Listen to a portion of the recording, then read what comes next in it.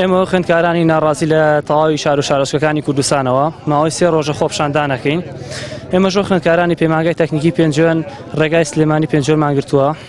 داوای مافی سەرەتایی خۆمان دەکەین کە ئەویش بریتە لە دەرماڵە و هەروەها پێدانی داخلی، چونکە لە پەیمانگای تەکنیکی پێنجۆنە هیچ بەشە ناوخۆیەک نییە و هەروە زۆربەی خوێندکارەکانمان لە خانووی کریانمێنەوە کە مانگانەی لە 200,000 کەمتریتیان نییە. تا ئێستا هیچ کەسێک ناتوە بەدەم داواکاریەکانمانەوە و 3 دانە ڕۆژ ئێمە جادەمان گرتووە و لێرە داواکەین مافەکانمان کەس نایە بەدەمانەوە و کەسیش لێمان ناپرسێتەوە بەداخەوە. ئێمە خوێندکارانی ناڕازی پەیمانگای تەکنیکی پێنجۆن 3 ڕۆژە گرتبوونەوەکەین بۆ داواکردنی دەرماڵە و بەشە ناوخۆیی و هەروە لەگەڵ نەبوونی بەشە ناوخۆیی نەبوونی سوتەمەنی و چەند پێداویستێکی تر، بەڵام بەی جۆرە وەڵاممان نەدراوەتەوە. ڕۆشتین بۆ لایلانی پەیوەندیدار ئەڵێن جوابتان لێگەڕنەوە، بەڵام هەر ئەم کاتەوە کاتمان پێکەن جوابمان لێ ناگەڕنەوە.